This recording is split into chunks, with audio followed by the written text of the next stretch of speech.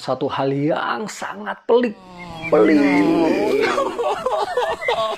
Tipsnya, dalam memaknai data ini atau pengolahan data ini adalah pejuang skripsi, pejuang skripsi, pejuang skripsi. Data merupakan satu hal yang penting dalam suatu karya ilmiah, juga dalam skripsi, tesis, maupun disertasi. Bagaimana data berperan penting dalam penelitian kita? Pertanyaan yang luar biasa, sangat penting, dan harus kalian pahami sehingga penelitian ilmiah kalian sukses menghasilkan hasil yang baik.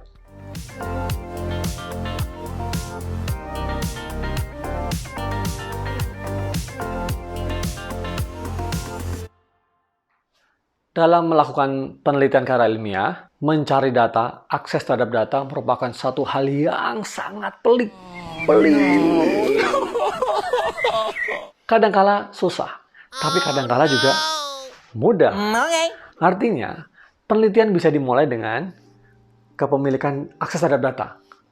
Data yang ada, tersedia apa, kemudian dari situ mencoba dilakukan satu topik-topik tertentu yang juga nggak kalah menariknya. Tentunya setelah melihat juga dengan literatur maupun dengan fenomena.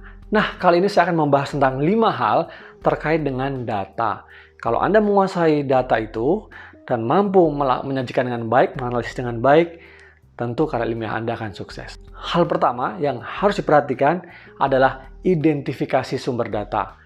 Penting sekali untuk memaparkan, menyajikan dari mana data itu diperoleh.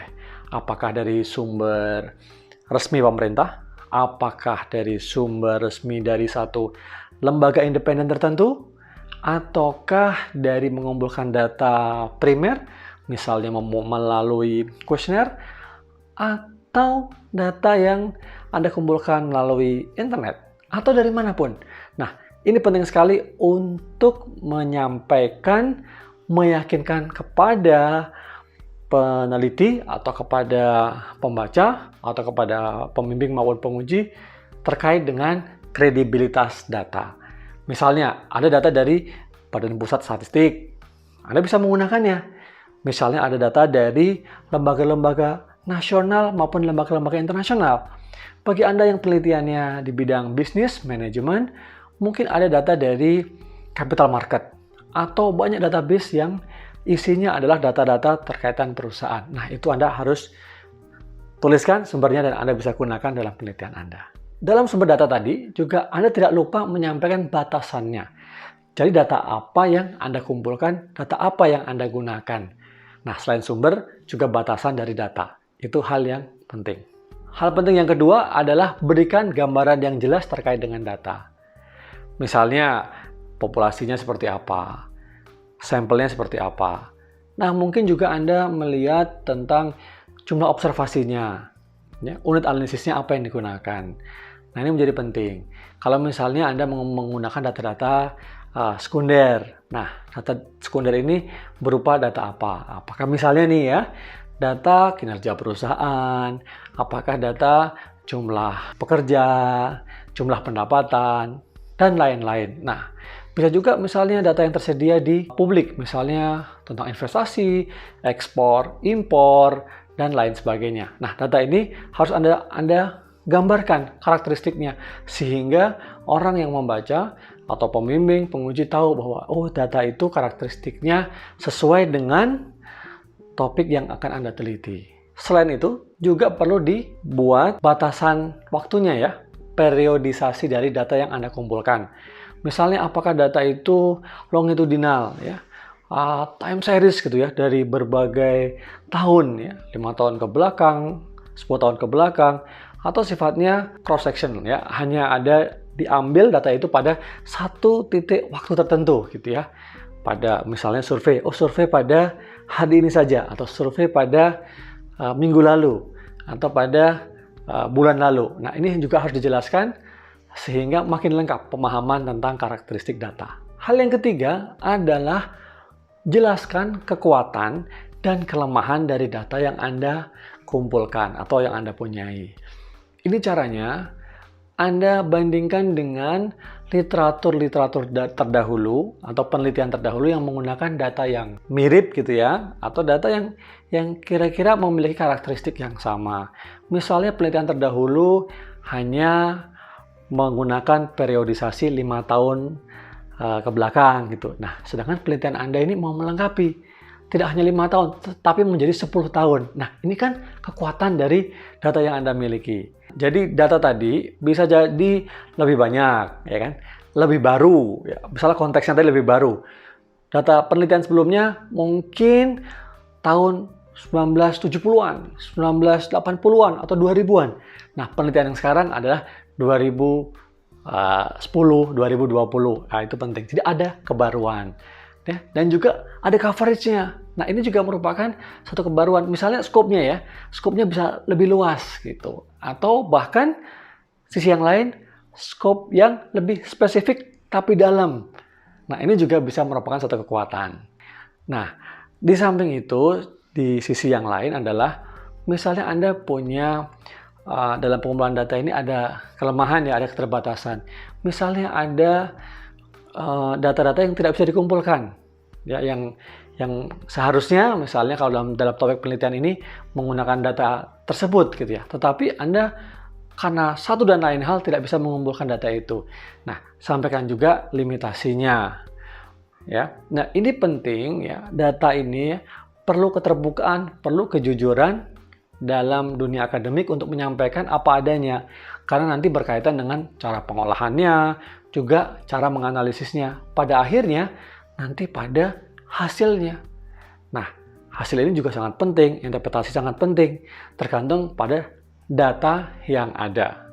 Tetapi saya sarankan ungkapkan kelebihan-kelebihan dari data yang Anda gunakan, terlepas dari adanya kelemahan, karena tidak ada data yang sempurna. Hal yang keempat terkait dengan apakah ada karakteristik ya, fitur yang mungkin tidak terwakili dari data tersebut. Anda harus menyampaikan itu.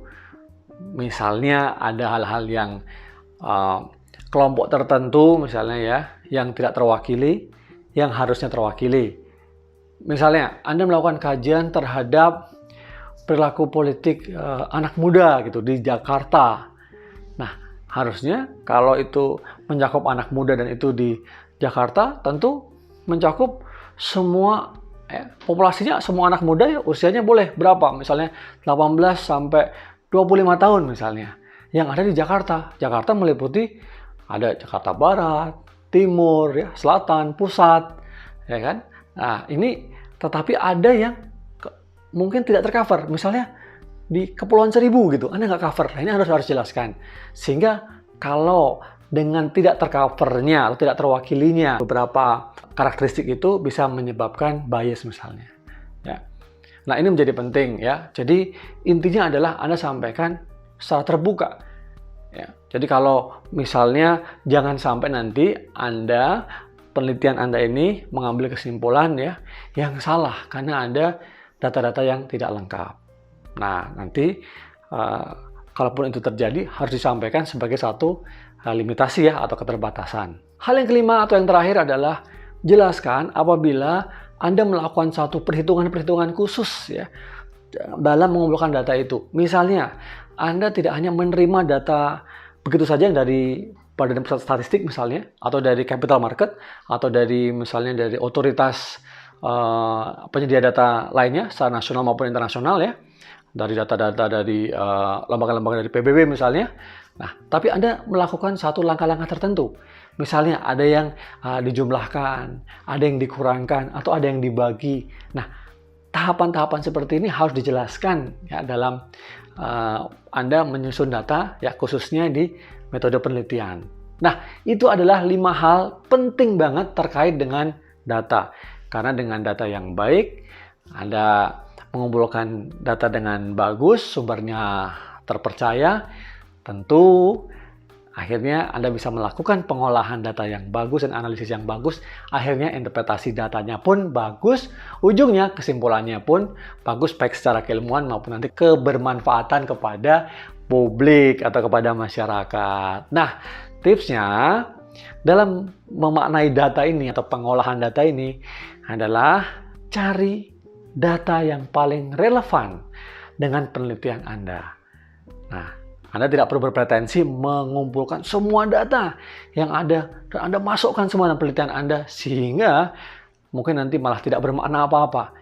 Baik ini untuk penelitian yang sifatnya kuantitatif maupun penelitian yang sifatnya kualitatif. Baik, semoga sharing saya ini bermanfaat. Jangan lupa yang belum subscribe, silahkan ya subscribe sekarang. Jangan lupa juga berikan komentar. Kalau ada pertanyaan silahkan berikan pertanyaan Anda di kolom komentar di bawah ini.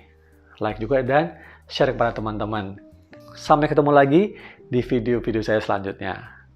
Sukses buat kalian semua. Pejuang skripsi. Pejuang skripsi. Pejuang skripsi. Bye.